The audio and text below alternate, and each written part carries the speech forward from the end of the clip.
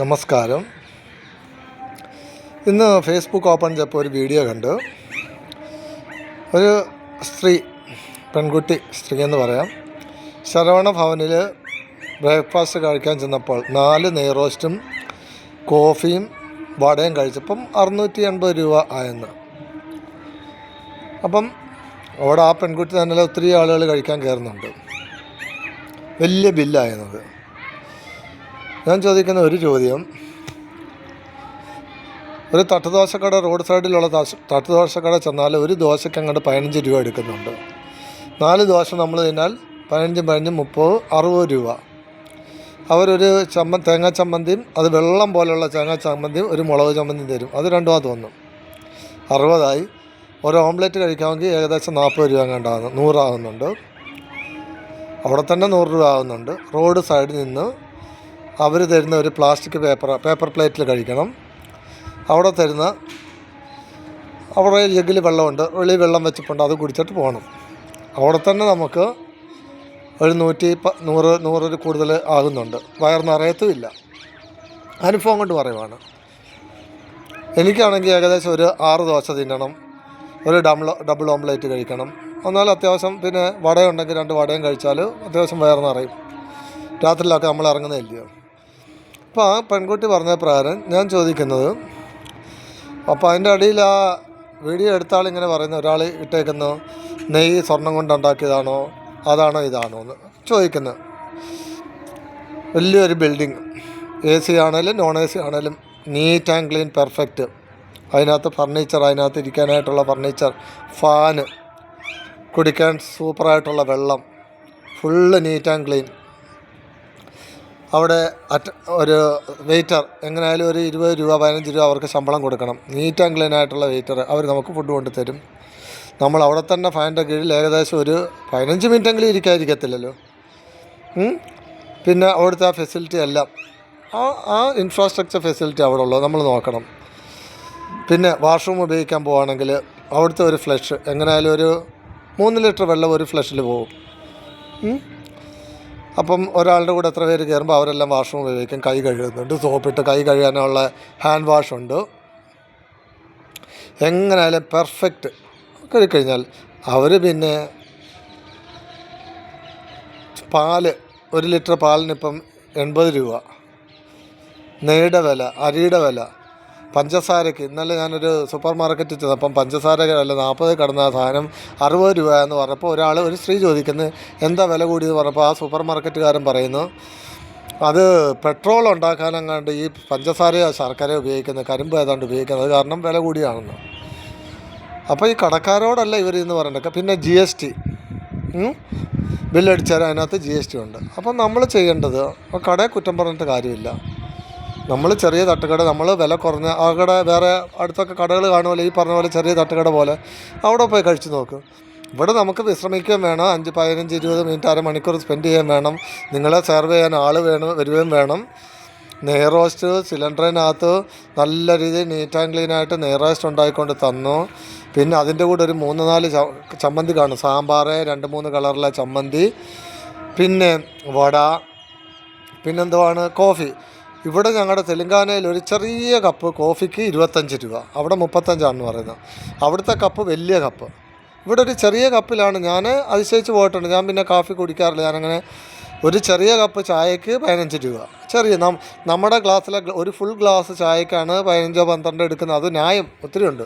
ഇവിടുത്തെ ഒരു 5 ചെറിയ പേപ്പർ ഗ്ലാസ് ഇത്രയുണ്ട്, അതിനകത്ത് ഒരു ഗ്ലാസ്സിനാണ് 15 രൂപ. അതുപോലെ കോഫി ഒരു ചെറിയ കുപ്പി ഗ്ലാസ് ഉണ്ട്, അതിനകത്ത് 25 രൂപ.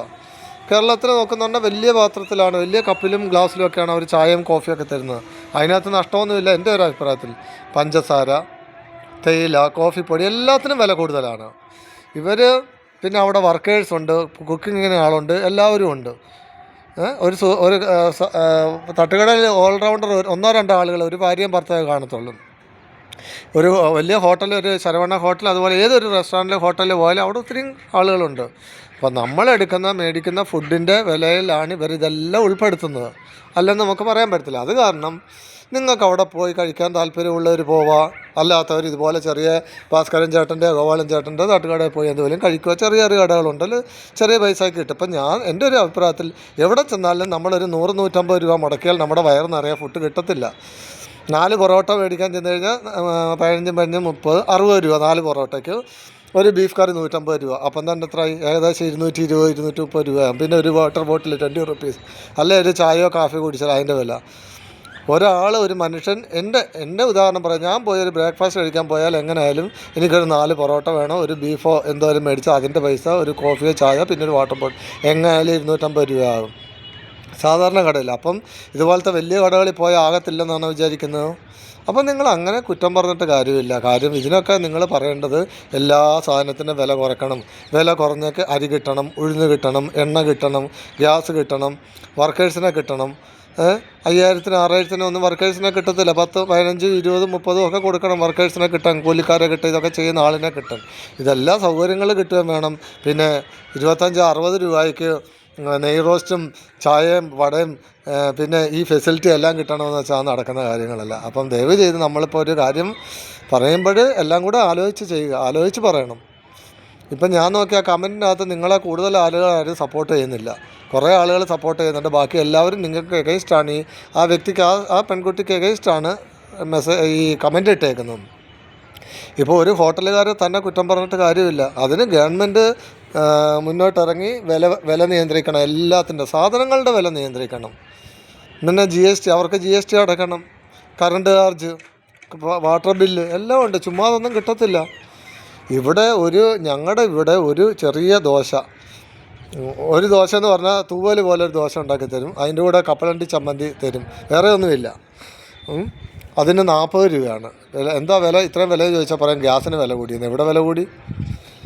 ഗ്യാസിൻ്റെ സെയിം വില തന്നെയാണ്. 1000 രൂപ കൊടുത്തു കഴിഞ്ഞാൽ ഗ്യാസ് കിട്ടും, 900 രൂപ കൊടുത്തു കഴിഞ്ഞാൽ. പിന്നെ ഒരു ചായക്ക് ഇവിടെ 15 രൂപയാണ്, ചെറിയ ഗ്ലാസ്സിലെ ചായക്ക്. ഇത്രയുള്ള നമ്മുടെ നാട്ടിൽ അത് ഒരു ഗ്ലാസ്സിനകത്ത് 6 ഗ്ലാസ് ഒഴിക്കുക, 6. ഇവിടെ അതിന് 15 രൂപ, കോഫിക്ക് 25 രൂപ. 4 ഇഡലി, ചെറിയ ഇഡലി മണപ്പിക്കാനുണ്ട്, അതിന് 40 രൂപ. പൂരി എന്തിനും ഇവിടെ വില കൂടുതലാണ്, എങ്ങും വില കുറവൊന്നുമില്ല പറയാം ഇതൊക്കെ. പിന്നെ ഒരു തുണി തേക്കാൻ കൊടുത്താൽ നേരത്തെ 10 രൂപയായിരുന്നു ഒരു ഷർട്ട് തേക്കുന്നതിന്, ഇപ്പം 15 രൂപയായി. എന്താ വില റേറ്റ് കൂടിയെന്ന് ചോദിച്ചാൽ പറയാം അത് ഗ്യാസിന് വില കൂടിയല്ല. ഗ്യാസും തുണി തേക്കുന്നവരും തമ്മിലായിട്ട് എന്താ ബന്ധമാണ്? ഇങ്ങനെയാണ് കാലം. ചോദ്യം ചെയ്യാൻ ആരില്ല. അത് കടക്കാരോടോ അത് കച്ചവടം ചെയ്യുന്ന ആളുകളോടോ അല്ല നമ്മൾ ചോദ്യം ചെയ്യേണ്ടത്. ചോദ്യം ചെയ്യണം, കടക്കാരോട് ചോദിക്കണം, അറിയണം എന്താണ് ഇങ്ങനെയുള്ളത്. അപ്പോൾ അവർ പറയാം അത് ഗവൺമെൻറ്റാണ് അതിൻ്റെ നിയന്ത്രിക്കേണ്ട. എല്ലാ സാധനങ്ങളുടെയും വില കുറയണം. എവിടെ വില കുറയുന്നുണ്ട്? ഒന്നിനും വില കുറയുന്നില്ല. എല്ലാത്തിനും നല്ല വില തന്നെയാണ്. നമുക്കിതെല്ലാം അറിയാവുന്ന കാര്യമാണ്. എല്ലാത്തിനും വിലയാണ്. ചുമ്മാതെ ആർക്കും ഒന്നും കിട്ടുന്നില്ല. ഇപ്പോൾ ഇത്രയും ഫെസിലിറ്റി തന്ന ഒരാൾ ചെയ്യുമ്പോൾ അവർക്ക് അതിൻ്റെ പൈസ ഒരു വടയിൽ നിന്ന് അവർ 24 രൂപ വാങ്ങുന്നുണ്ടെങ്കിൽ അത് അവിടെ ചെന്നിരുന്ന് കഴിക്കുന്നതിൻ്റെ വിലയാണ്. അവർക്ക് അത്രയും ചിലവ് അവിടെ ഒരാളിൽ നിന്നുണ്ടാകുന്നുണ്ട്. അപ്പോൾ അത്രയും വില എടുക്കുന്നുണ്ട്. അതൊരു തെറ്റ് പറഞ്ഞിട്ട് കാര്യമില്ല. നമ്മൾ അതിനെക്കുറിച്ച് കരയേണ്ട കാര്യമില്ല. അതിന് പോകാൻ താല്പര്യമില്ലാത്തവർ ചെറിയ കടകളിൽ പോയി കഴിക്കുക. ചെറിയ കടകളിൽ പോലെ ഇപ്പോൾ ഒരു പപ്സ് വേണമെങ്കിൽ തന്നെ എത്ര കൊടുക്കണം? എനിക്ക് തോന്നുന്നു 18 രൂപയാണ്. 18 22 പപ്സിൻ്റെ വില. ഉഴുന്നുവടക്കൊക്കെ 15 തോന്നുന്നു. എന്തുകൊണ്ട് ഒരു ഉഴുന്നുവട കഴിച്ചു കഴിഞ്ഞാൽ എന്തോ ആവും? ഒന്നും ആകത്തില്ല. പിന്നെന്തോ ഏതിനാ വില ഇല്ലാത്തത്? എല്ലാത്തിനും വില കൂടുതലാണ്. അല്ല വലിയ വലിയ ഹോട്ടലിൽ ചെന്നിട്ട് എനിക്ക് വില കുറച്ച് കിട്ടണമെന്ന് പറഞ്ഞ കാര്യമുണ്ടോ? ഒന്നുമില്ല. ബിരിയാണിക്ക് എത്രയാണ്? വയറ് നിറയത്ത് പോലെ ഒരു ബിരിയാണി കഴിച്ചാൽ 250 രൂപ. ഊണിന് എനിക്ക് തോന്നുന്നു ഇപ്പോൾ ഊണിന് മാത്രം എങ്ങാണ്ട് 120 130 ഉണ്ടോ തോന്നുന്നു കേരളത്തിൽ എല്ലായിടത്തും. ചോറും കറികളെല്ലാം കിട്ടും. പിന്നെ ചോറ് നമുക്ക് രണ്ടാമത് തരും. വയറ് നിറയെ കഴിക്കാൻ പറ്റുമെന്ന് തോന്നുന്നു ഊണും. ഞാൻ റോഡ് സൈഡിലൊക്കെ ഞങ്ങൾ കഴിഞ്ഞ പ്രാവശ്യം ഇങ്ങനെ പോയ സമയത്ത് റോഡ് സൈഡിൽ നിന്നൊരു പാഴ്സൽ മേടിച്ചിട്ട് അവിടെ ഇരുന്ന് കഴിച്ചപ്പം രണ്ടാമത് വന്നില്ല. ആ പാഴ്സലിനകത്തുള്ളേ ഉള്ളൂ. അല്ല ഹോട്ടലിൽ ചെന്ന് കഴിഞ്ഞാൽ നമുക്ക് 100 120 കൊടുത്തു കഴിഞ്ഞാൽ നമുക്ക് വയറ് നിറയെ ചോറ് കഴിക്കാൻ പറ്റും. അല്ലാതെ പാഴ്സലാണെങ്കിൽ അതിനകത്തുള്ളത് മാത്രമേ കഴിക്കാൻ പറ്റത്തുള്ളൂ. പിന്നെ വില കൂടുതലാണെന്ന് പറഞ്ഞിട്ട് കരഞ്ഞിട്ട് കാര്യമില്ല. അത് നിയന്ത്രിക്കേണ്ടവർ നിയന്ത്രിക്കണം. ഉന്നതപ്പെട്ട അധികാരികൾ എല്ലാത്തിൻ്റെയും വില കുറച്ചിട്ട് എല്ലാത്തിനും വില കുറവാണെങ്കിൽ ശരി, നമുക്ക് അവരോട് ചോദ്യം ചെയ്യാൻ പറ്റും. ഇതെല്ലാത്തിനും വില കൂടുതലുണ്ട് എന്നിട്ട് ഇത്രയും ബില്ലായെന്നൊക്കെ പറഞ്ഞു കഴിഞ്ഞാൽ അംഗീകരിക്കാൻ പറ്റാത്ത കാര്യമാണ്.